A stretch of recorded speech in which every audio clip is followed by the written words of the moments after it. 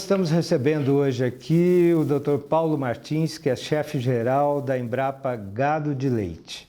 E ele vem conversar com a gente, entre outros assuntos, sobre o recente lançamento do Anuário do Leite, em que a Embrapa foi uma participante ativa e contribuiu bastante para o resultado. Está com a gente também o Edson Gonçalves, que é consultor aqui da revista Mundo do Leite.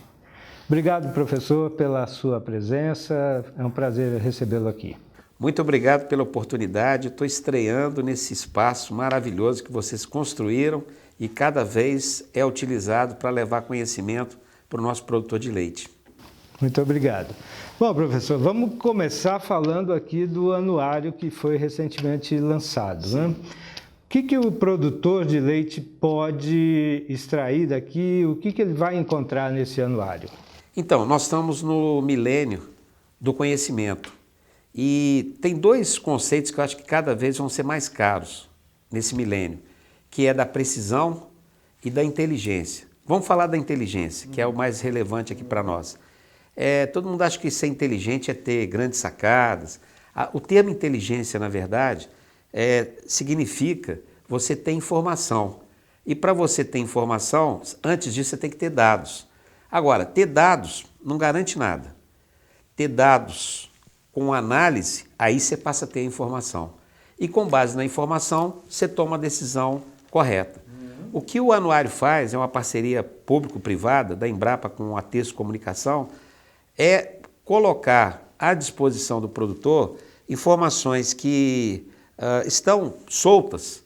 Então, num só local, a gente tem essas informações, está tanto impresso como também está no portal da Embrapa para ser baixado. Então, a gente tem discussões relacionadas a custo de produção, comportamento de mercado, analisando o último ano, verificando a variação de preços, discutindo qualidade do leite, verificando que estados aumentaram a produção, fazendo toda uma abordagem relacionada à produtividade. Então, cada uma dessas questões, são 40 textos, e não somente de pessoas da Embrapa, tem um conjunto de pessoas interessantes que somaram forças para dar origem a esse anuário. Então, quem tiver oportunidade, e a oportunidade a gente tem que criar, né? Então, quem quiser ter acesso, é só entrar lá no portal da Embrapa, vai ter uma chance de ler textos curtos, agradáveis e profundamente confiáveis, porque do lado do texto, que é feito por alguém que é especialista, mas fala fácil, tem dados que vão comprovando o que o autor está falando. Eu acho que é algo que já deveria existir, vem para cumprir uma missão muito interessante, para cobrir um espaço relevante e aí sim a gente contribuir para que a gente tenha cada vez mais inteligência no processo de tomada de decisões privadas, tanto por parte do produtor quanto da indústria, e públicas, para que a gente continue tendo leite como campeão de rentabilidade.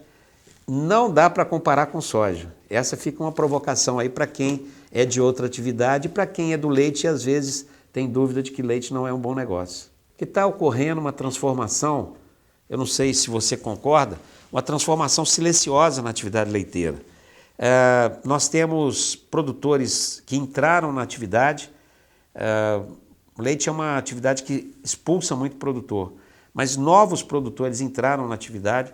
Esses produtores que estão entrando percebem que leite não é algo que você pode ficar olhando só em termos de conjuntura, você tem que olhar em termos de estrutura, ou seja, uma visão mais ampla, mais tempo, e esses produtores estão entrando com um nível de tecnologia muito grande. Então, são produtores profissionais. São produtores que sabem o que querem ganhar dinheiro com leite e tomam decisões com base em estatísticas, com base em técnicos que são preparados, têm uma visão empresarial do processo e conseguem ganhar dinheiro. Eu conheço produtor no Rio Grande do Sul, produtor familiar, que está com robô. E as pessoas acham que robô é uma coisa do outro mundo, sofisticada para grande produtor, e conheço grande produtor que ainda está com ordenhadeira mecânica horrorosa lá, que, né, enfim, Aliás, tem produtor que faz na mão ainda, né? O que acontece é o seguinte, o produtor que fica na atividade, ele entendeu que ele tem que intensificar o processo de produção dele. Tem que sair do amadorismo. E o pessoal ainda confundia tecnologia com maquinários caríssimos e tal. E alta tecnologia é você produzir um volumoso excelente para ele, que é o alimento mais barato da vaca. Acho que você está tocando num ponto que é muito interessante, porque existe hoje um conjunto de pessoas que entendem que não tem mais espaço para a produção de leite a pasto, considerando que o preço da terra está subindo e tudo mais. Eu estou chegando no Rio Grande do Sul agora e uma das coisas que a gente percebe que é um lugar que a terra é muito cara. Conversando com o pessoal lá, cada vez eles acreditam mais na produção de leite vindo do pasto, mesmo com terra cara. E há motivo para isso, porque, só para dar um exemplo concreto, lá, por exemplo, nós lançamos há 2 anos atrás um azevém especialmente para o clima temperado. Lançamos no ano passado o capiaçu, que está... Você vê capiaçu do Rio Grande do Sul até o Rio Grande do Norte. Então, existem soluções que estão surgindo que permitem que o produtor... O capiaçu, por exemplo, hoje dá para competir com o milho, em termos de silagem, inclusive. Então, existem soluções que estão sendo trazidas e que permitem a gente continuar acreditando na produção a pasto. E com um detalhe, né? Eu não sei se você concorda, Edson, a produção de leite a pasto nos dá um diferencial que boa parte dos produtores ainda não conhecem, e que é uma modificação em termos de mercado.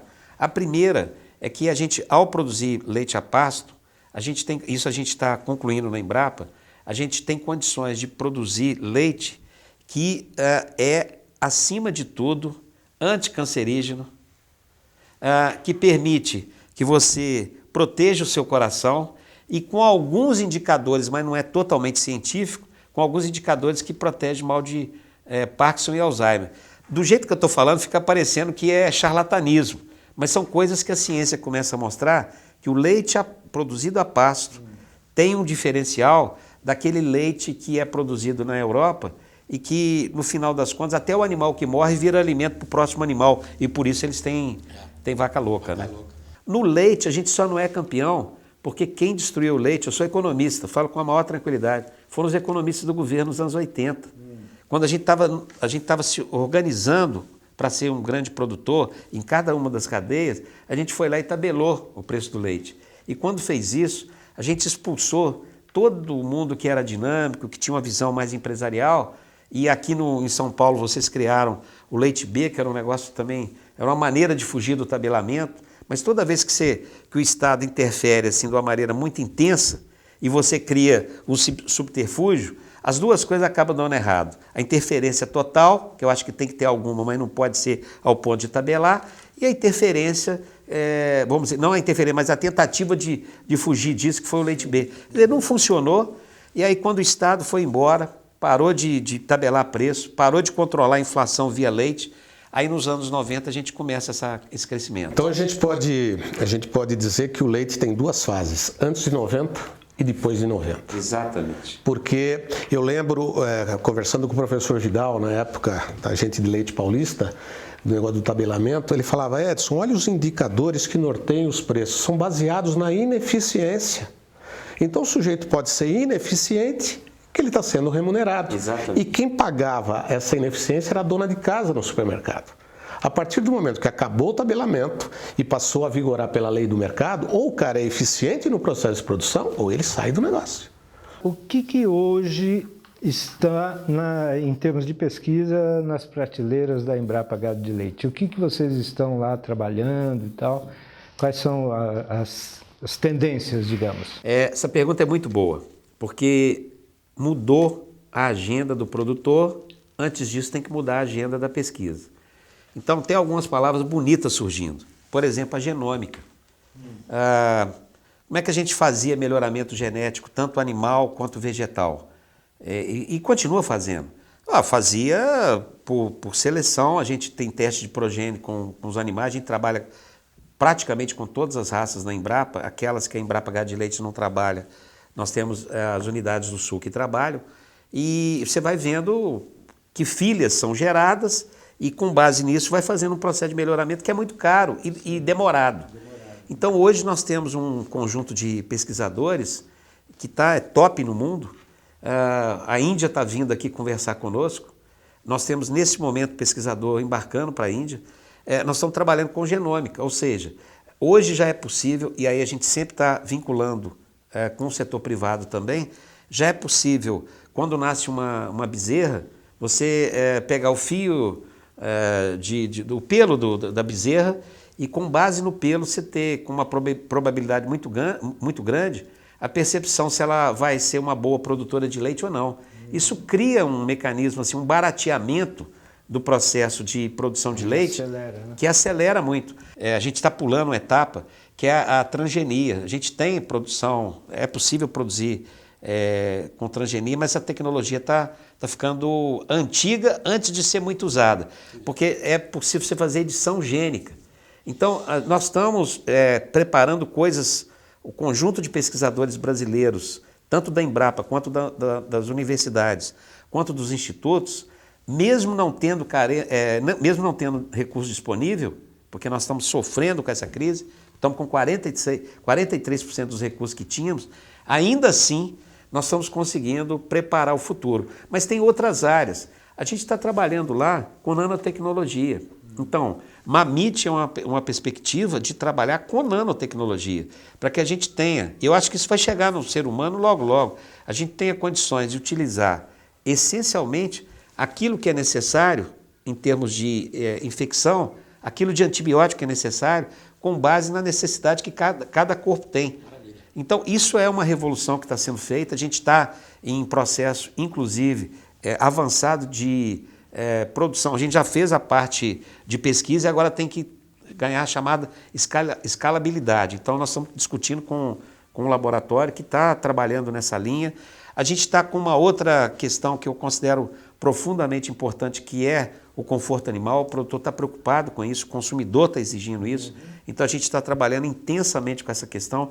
E aí vem tecnologias, desde o Lavoura, Pecuária e Floresta, que é uma tecnologia que no Brasil ganha uma velocidade muito grande. Para quem não sabe, é você colocar no mesmo espaço o capim, o grão, a vaca ou então o gado de corte e colocar a árvore. Isso tem uma série de ganhos. E só para a gente falar, nós temos uma unidade na Embrapa, só uma unidade que trabalha com isso, uma unidade que só trabalha com isso, e várias que trabalham intensivamente. Nós, inclusive, na Embrapa Gado de Leite também. Mas só para dar uma noção assim, que ganhos que isso tem, a gente pode discutir em termos econômicos, tem ganho porque você tem diferentes receitas, tem um outro ganho que é muito importante, que é a pastagem tem um melhor desempenho, o animal tem um conforto e, portanto, vai produzir melhor. E tem uma outra questão que é o seguinte, o mundo quer que a gente produza carne, leite, carbono neutro, ou caminhando para pouco impacto ambiental. E se você tem todo esse verde em volta, coisa que os europeus não têm, você está sequestrando carbono emitido pelos arrotos da vaca, por exemplo. Então, nós estamos caminhando para ter sistemas integrados, sistemas sofisticados, mas que são simples de serem operados. Diferente, Edson, daquela época lá atrás, de fazer o manejo do capim-elefante, que era um negócio difícil para o produtor. E as coisas estão ficando mais fáceis. Não só porque as técnicas estão ficando mais fáceis, mas também porque o leite está cabendo no smartphone. O que não couber no smartphone está fora do mundo. E essas tecnologias estão caminhando para isso. A gente tem, a Embrapa tem trabalhado, e as universidades também, tem trabalhado de uma maneira muito intensa com o setor privado para que as tecnologias cheguem ao produtor e cheguem através dos aplicativos. Então, uma série de melhorias estão acontecendo e que eu não tenho a menor dúvida que é apenas um limiar de um novo tempo que está se abrindo para a atividade leiteira. Você tocou num ponto aí que é uma questão importante para a gente, né? Uma questão que a gente vem debatendo já faz tempo, que é exatamente a transferência desse conhecimento que é gerado dentro das instituições de pesquisa para o produtor.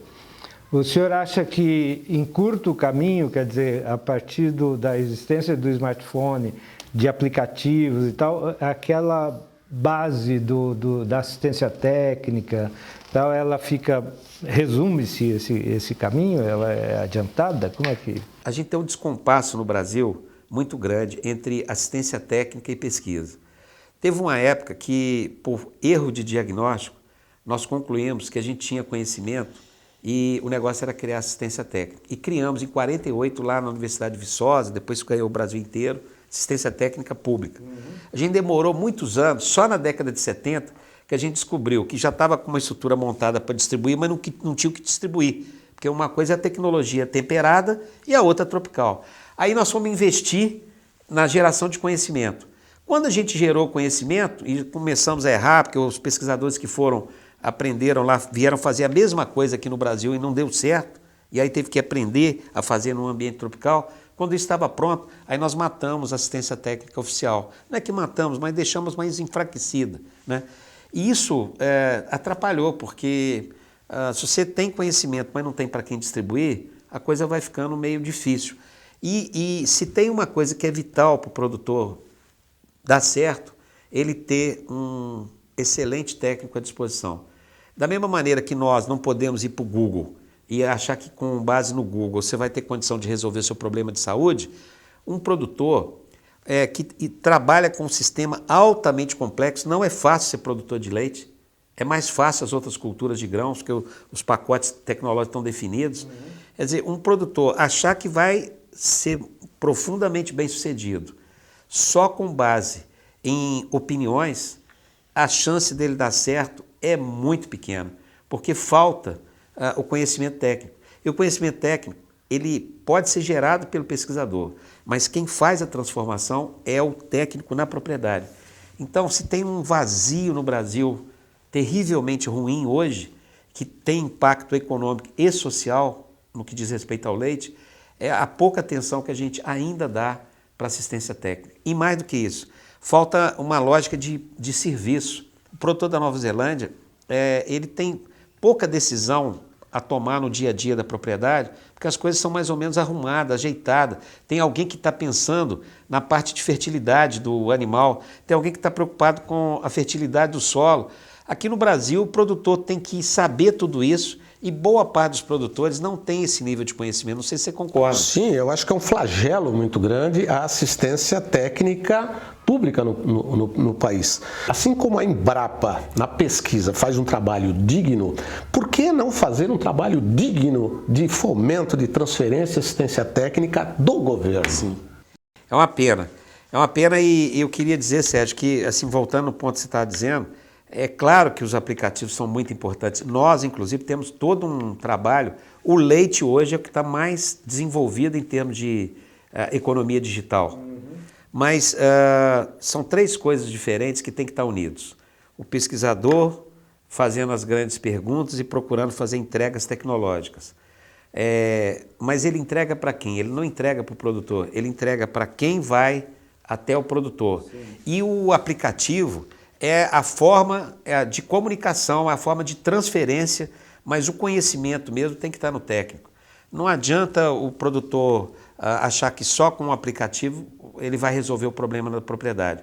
É claro que se ele tem noções, se ele tem conhecimento, ou se ele tem condições de ir até produtores maiores, ele vai aprender, mas a transformação mesmo é quando ele tem um técnico na propriedade, ou um técnico que seja referência para ele, para que ele possa avançar. E como a gente não tem uma assistência técnica hoje, vamos dizer assim, bem estruturada, isso acaba fazendo com que boa parte dos produtores perca dinheiro, a gente está com isso criando desilusões na atividade e tendo alguns indicadores que são muito ruins, porque no final das contas, o custo de produção continua alto e a qualidade do leite precisa melhorar muito ainda em termos gerais. A gente tem ilhas de exceção, tem gente que produz a baixo custo, tem gente que produz leite de qualidade, mas o que a gente vê de maneira geral é que o preço é alto, a qualidade não é boa e por causa disso a gente continua sendo, e o anuário mostra isso, importador de leite. Então isso não é bom, a gente precisa quebrar esse padrão